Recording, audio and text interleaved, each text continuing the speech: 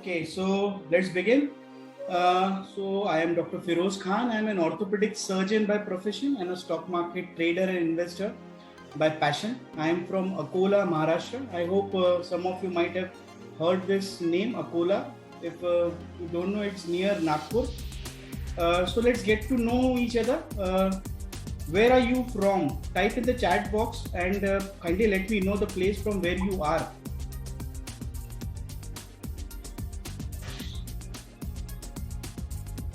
Okay, so Pune, Chennai, Shimla, Gurgaon, Noida, wow, Bhubaneswar, Tumkur, Ranchi, Mumbai. Oh wow, great. So it seems like we have people from all over India.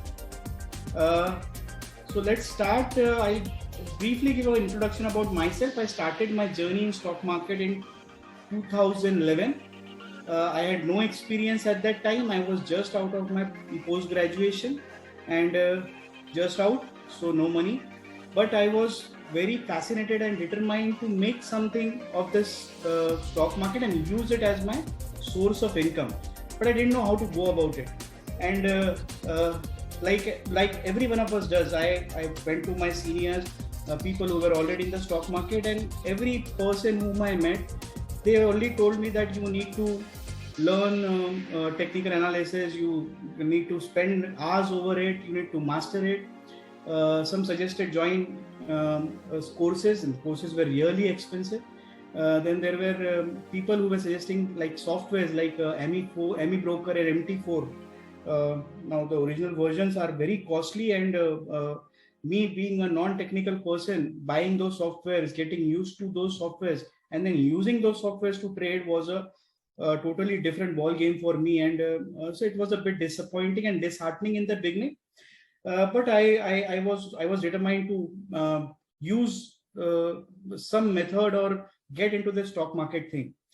So like everybody does, I opened my account with a full service broker. I wouldn't like to take the names here. The priorities which I had in my initial days were quite different because I was short of money. I was just into my practice. My priority was to start my own hospital, to build my practice. So I started with a full service broker, and a dedicated relationship manager was assigned to me. His job was to help me understand the market, give me tips on trading and investing, and help me make profit over a period of time. So I started with a decent amount of 50,000 rupees in my account, and I also started watching news, getting tips about the stock market, which stock will go up, which stock will come down. And within a period of 3 months, I lost 30,000 rupees. So to start with, I had a loss of 30,000 rupees. Then I realized that no, this is not working. Something else needs to be done. So like any other person, I went ahead and searched what are the different ways of earning easy money from stock market, and then I got into a WhatsApp group which claimed that they will help me earn 2,000 to 5,000 rupees per day and lakhs of rupees in a month. So I again put 40,000 rupees in my account. My capital was again 60,000. I started trading on their tips. I made a few profits. I won't say I didn't make profits, but profits were very small. That at time when they were giving the calls, at that time I was either busy in my profession, I was seeing the patients, or the time when they were telling to book the profits, I was either in OT or doing some dressing or applying a plaster. So I used to miss those calls, or maybe something didn't work. And again, I completely lost the whole of my account. Now this was very disheartening because two attempts, both of them failed, and I was down by about 60,000 rupees. So what to do next? So I thought, no, I am a professional. I am supposed to focus on only my profession. So I'll give this thing of managing my portfolio, and I searched for a PMS service. They used to charge me 15,000 rupees, and they asked me to put 1 lakh rupees in my account, and everything they'll handle. I'll just need to sign in every day. I am not supposed to do any trading in my account. I'll get to see the account transactions at the end of the day. And again, after 4 months, my 1 lakh rupees were gone. So that is the day I decided, okay, this is something, finance is something which cannot be outsourced. You have to manage and learn how to grow your wealth by yourself. Nobody is going to help you out there to help you earn the money. People will be a guide, people will help you in a certain way, but then if you want to be consistently profitable, you have to do your things by yourself. So 3 mistakes in 3 years, lost money almost twice, I burned my account, and then I started my journey. I decided that now I will stop trading and stop investing for at least a year and start studying and get into the details of this market, stock market kind of thing. And that is when they say, where there's a where you when you want something too bad, then things start appearing before you. So that is when I started finding very good mentors, and these mentors, I am really thankful from the bottom of my heart to these mentors, Almighty God, for giving me an opportunity to come in contact with these mentors, because these mentors, they helped me not only to design and get my profitable strategies, but they also helped me in having a good trading mindset and a winning psychology. It is over this 1 year that I realized that the strategies which I was learning is just 20% of what you need to become successful in the market. 80% of the things which decide whether you will be successful in a market will be your mental attitude, your mindset, your discipline, and how you handle your emotions. That is one fine learning which my mentors have given me. And believe me, I have done a lot of courses, not only Indian, even a couple of foreign courses. And I have spent close to 8 lakh rupees in various softwares and coaches. And presently, I am the most recent thing I am learning is I am learning coding in Python, because I don't want my strategies to be dependent on somebody else and make those changes and become devise different strategies. I don't want to be dependent. I want to be independent of even that. So as they say, learning never stops. So that's about me. Now, how many amongst you, I hope I have not bored you enough, and let's get to you. How many amongst you are professionals and office goers amongst us? Type P in the chat box if you are a professional or an office goer.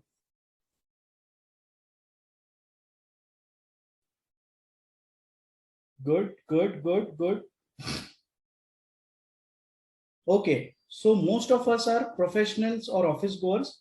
So I can relate. I relate totally with you because office times are the times where the market is running, and it is like you cannot neglect one for the other. Both things are important if you want to get into the stock market. Even stock market will have to have its importance. At the same time, you can't neglect or ignore your job and profession. So how many of you have been doing trading, option trading? Or how many of you know about future and options? Okay, Sunil, Naveen, Prakash. Okay, Tapan sir says try. Three, yes, yes. Okay, okay. So good, good. So I'll start sharing my screen with you. Just let me know if you can see my screen.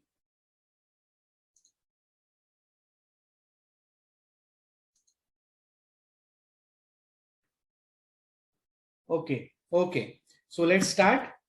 So as they say, futures and options, they can make you bigger or bigger. Future and options are such a product we have. They have the potential to give us a phenomenal future and a lot of options if we learn them and do them systematically. But on the other hand, if we take them very lightly, then it is sure thing which will doom us, and we will be left with no future and no options. So let us see why everybody is so excited and so inclined towards this derivative thing. Suppose you want to buy Reliance shares, 250 shares of Reliance, and Reliance is trading somewhere around 2,400 right now. So how much money you will need in your account? It will be close to 6 lakh rupees.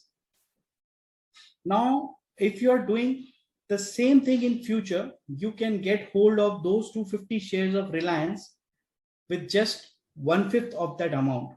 Just paying 1,20,000 to 1,30,000, you have the power to hold those shares, 250 shares of Reliance. Now the things get interesting even with options, because when options, you require less than 1/10 of that amount to hold those amount of shares of Reliance. And the profit potential in options is phenomenal. So this is what gives options the craze it attracts. This is something called as leverage. Now leverage means that we are able to move a very hard and very big and heavy object by using just a small force. So if, just a second. So this is the small part is the capital which we employ, and this large triangle is the exposure we are getting. It is less than 1/10 of the amount which might be required in cash. And this leverage itself makes options very attractive. Now, a common belief, and this I need you to keep in your mind, is options don't lose money. It is people who lose money. People lose, because options are very sensitive and they need to be learned and executed with thorough preciseness. So most of you know about options. So when we are expecting the market to go up, we buy a, please type. When we expect the market to go up, we buy a, which option? Call option or a put option? Yes. When we expect the market to go down, we buy a, yes. So opposite of buying a call is,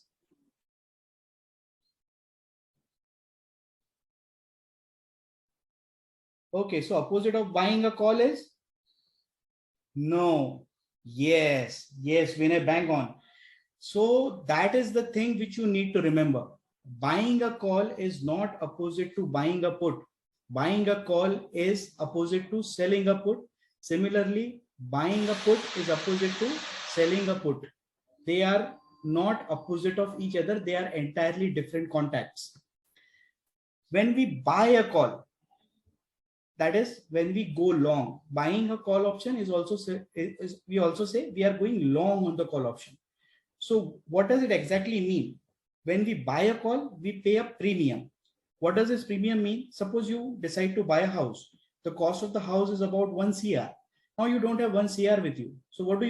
You go to the owner and tell him that I'll pay you 10 lakh rupees and the remaining I'll give you after 6 months.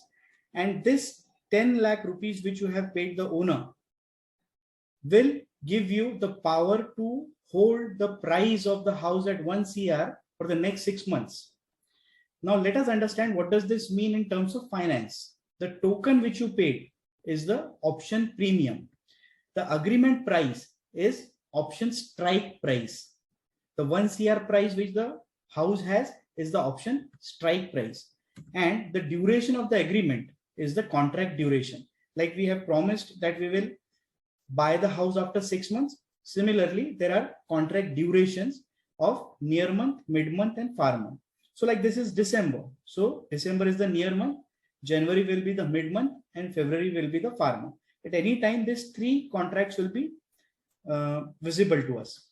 Now, with option selling, whenever we are talking about, I want you to think about an insurance company. We all buy a number of insurances, right? From health insurance to car insurance to house insurance to fire to life insurance. So what do we do in insurance? In insurance, we pay the premium to insurance company, and that insurance company gives us protection against our premium of whatever amount. For example, if I am taking the health insurance about 8 lakh rupees, so I'll be paying a premium about 30,000, 40,000 per year. This premium which I am paying to the company is giving me a protection of 8 lakh rupees health policy. So the insurance company is a option seller. Okay. Now I want you to remember this example because we will need this example in the future slides. So I'll just quickly take you to the broker terminal and I'll show you. Can you see the screen?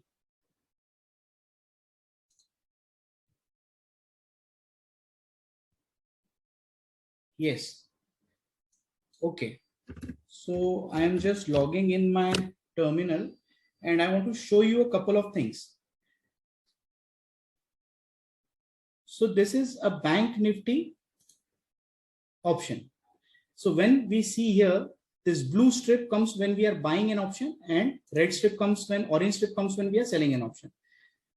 This Doctor, we can't see your terminal. Can you share one more time? Okay, I'll share it again. Sure.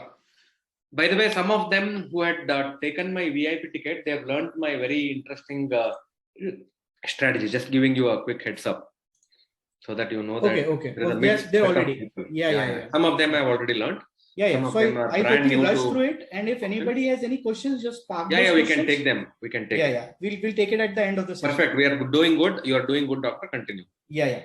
So this Bank Nifty, this Bank Nifty, it says what asset it is secondary to. So underlying asset is something like milk and butter. The primary product is milk and the secondary product is butter. If the price of milk increases, the price of butter will increase. If the price of milk decreases, the price of butter will decrease. Similarly, Bank Nifty future is a secondary product of index Bank Nifty. If the price of index increases, the price of future will increase. Now, I'll show you.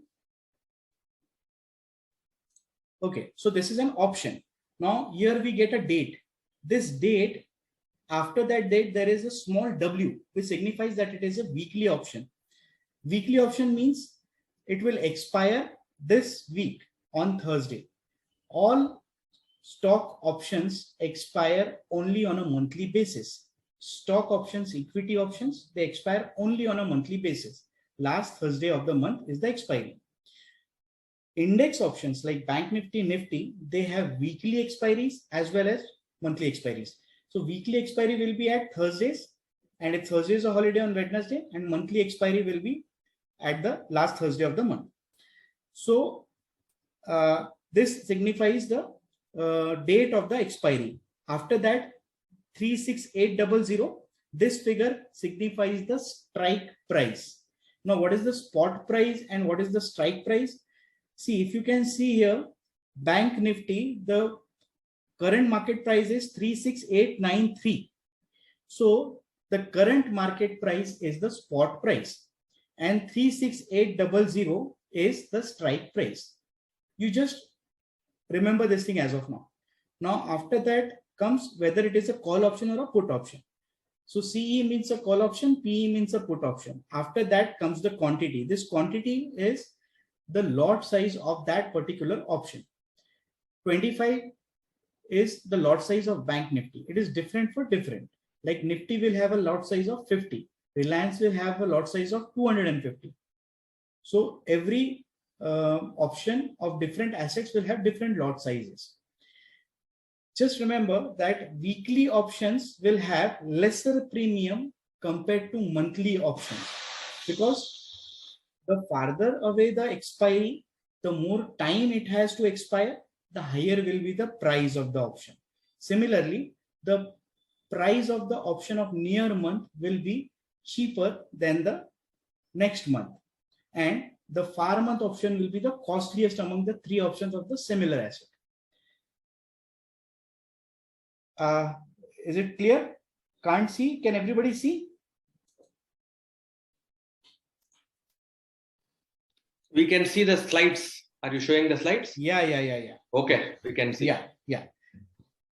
So each contract, like we have seen just now, there's a lot size, there are a month of expiry, underlying stock means the underlying asset, and strike price, and the most important thing, especially with relation to stock option, is bid and ask price. Now the bid and ask price is something,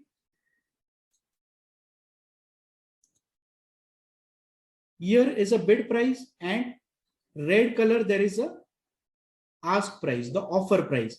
The bid price is the price at which the buyer is ready to buy at the most expensive cost, and ask price is the price, offer price is the price which a seller is ready to sell.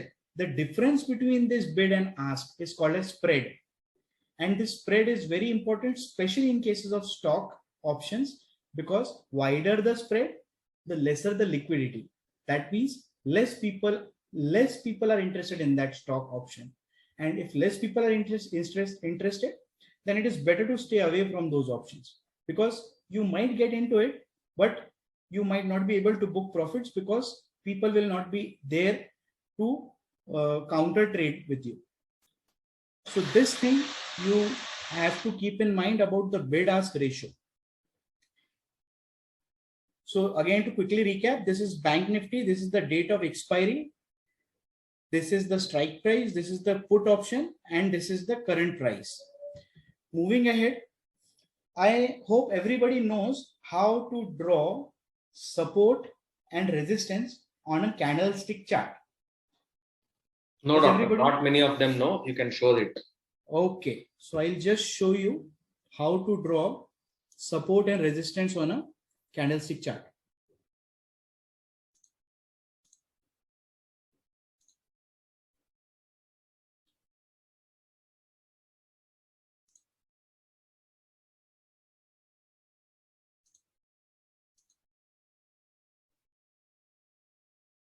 Okay, so is the screen visible?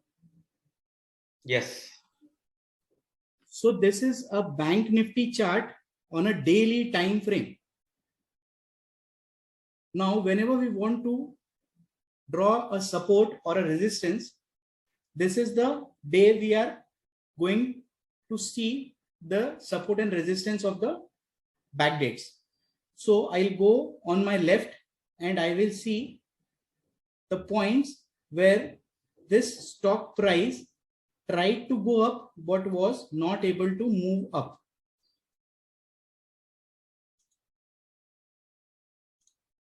So if you see,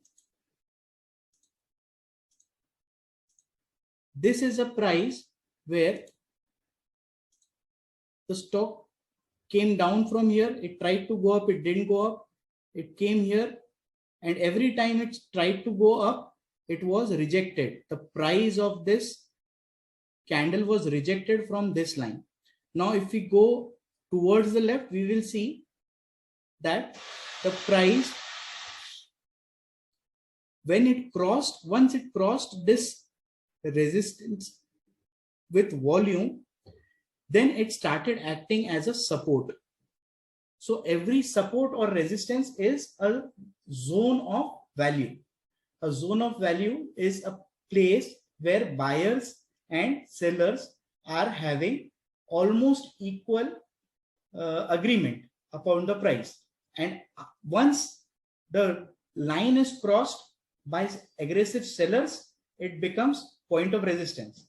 Once the price is crossed with aggressive buyers with volume, then it becomes a point of support. Just to be theoretical, at least 3 candlesticks should touch the line to make it either a support or resistance. So if we see here, 1, 2, 3, 4, 5, 6, 7. It was touched by these 7 lines, of which these 4 lines, these 4 candles were having support at this level, and the 6 candles after that were having resistance at that level. Now, it is very important here to consider the second concept, that support and resistance, they are interchangeable. every support, when it breaks, after a support is broken, it starts to act like a resistance. Whenever a resistance is broken, after a while, it starts acting as a support. So this is called as support resistance swap.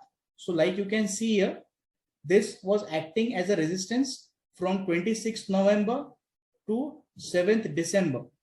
But once it crossed from 8th December to 13th December, it started acting as a support. This is something which is called as support resistance on a candlestick chart. Now, I would like to show you how to draw this, how to know about this support resistance level without looking at the chart, without drawing any lines. So anybody of you has any idea about how to see this support resistance without candlestick charts?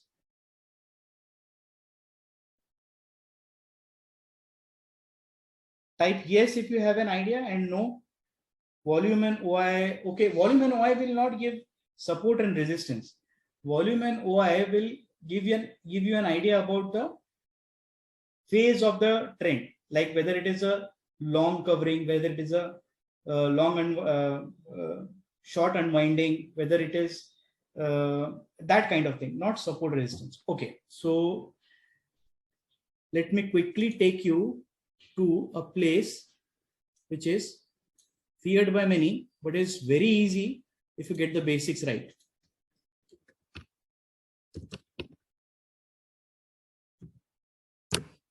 That's called option chain.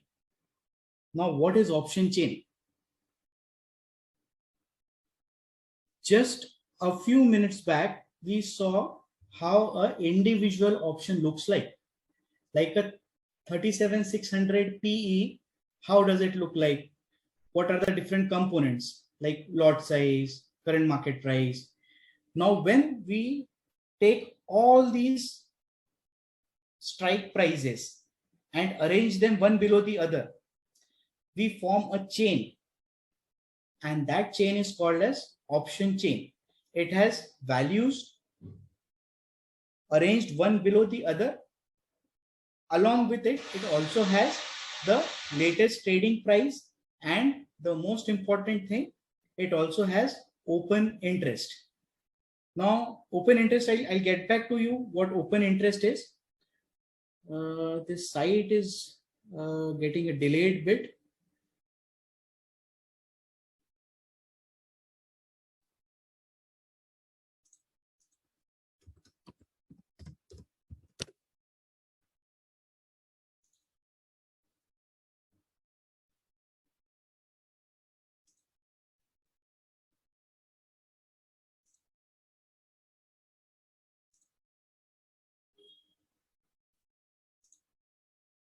Okay, so can you see this thing which is there on my screen right now?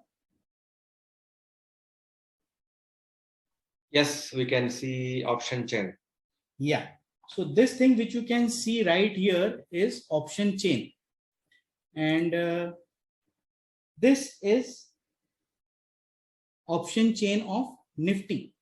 Okay, so the price of Nifty as of now is 17,350. I'm talking about future. The price of Nifty future is 17,350. So the current market price, the center of this is all the strike prices, which are arranged from 15,850 to 18,850. These options are arranged one below the other in a distance of 50 points away from each other. The strike price, which is closest to the current market price, that is, which is closest to the spot price, is called as at the money strike price. Okay, got it? Did everybody get this?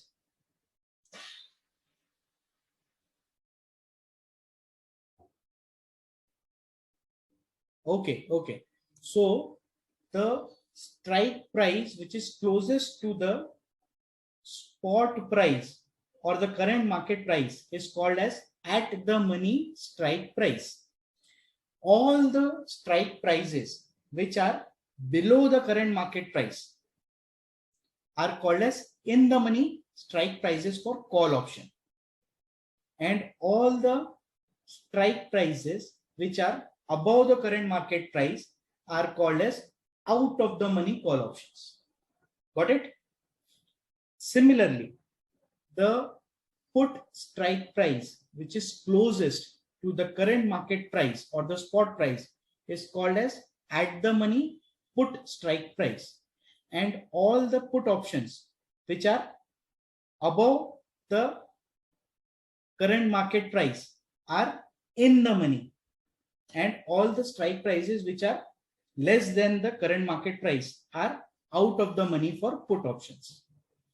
When you see this, there is a clear distinction even in the color, and 17,350 is marked with a gray line. I hope you can appreciate it. The gray line signifies the at the money strike price. Above the 17,350 strike prices, all the strike prices which are lesser than the current market price are in the money for call option. So all these prices which are lesser than the current market price, these will be in the money, and all the strike prices which are below the current market price, they will be out of the money. Similarly, in put, all the prices, all the strike prices which will be more than the current market price will be in the money, and the strike prices which are less than the current market price will be out of the money. Okay, got it? Type GI in the chat box if you are getting it.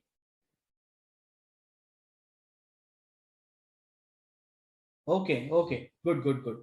So the crux of the matter is, when we are seeing a strike price, we get to know what strike price is going on and what is the current price. Now, the most important concept which we use for deciding the support and resistance level. Now, I would like you to recall the example of insurance company. In the insurance company, when we do a transaction, we pay a premium and insurance company takes that premium and gives us a protection. In that transaction, whom do you think is consistently profitable? Are we consistently profitable, or is the insurance company consistently profitable?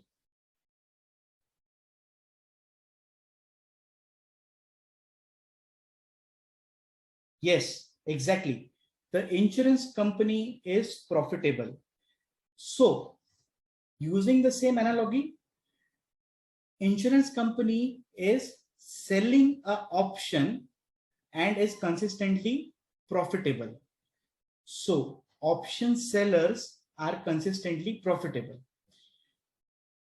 Using this concept, we come to the logical conclusion that most of the smart money, big people, people who have power and money, they are option sellers because they want to be consistently profitable. Now, this open interest indicates the number of volume of transactions at that particular level. So in this case, when I see 14.1 lakh, it means 14.1 lakh call option sellers are sitting at 17,350 strike price as compared to 6.6 lakh put sellers which are sitting at the exact same strike price. Now quickly tell me which is the highest number on the call side below 17,350.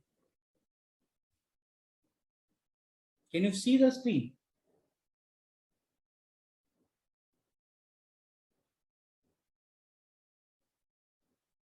$17,500. Okay. Yes, It's 17,600. So 17,600 is the first highest open interest. The first highest call open interest signifies the largest number of call sellers sitting at 17,600. So what will these call sellers make sure? Whether they will allow the Nifty to go beyond 17,600 or they will not allow Nifty to go above 17,600.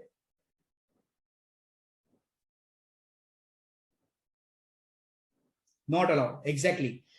So the highest volume at the strike price signifies most sellers are sitting there and won't allow price to cross that level. The second highest number is 17,500. So the biggest resistance is at 17,600. The next smaller resistance is at 17,500. And after that, the next resistance is at 17,400. This is the way we can see the resistance. Now, similarly, coming to the put side, we can see the highest amount of put OI is at 17,000 levels. So the put sellers at 17,000 level, they will make sure that the price doesn't go below 17,000. So the 17,000 level will act as a strong support for Nifty. The next support which is there is 17,300, which is a minor support as compared to 17,000. So 17,300 will also act as a support for Nifty.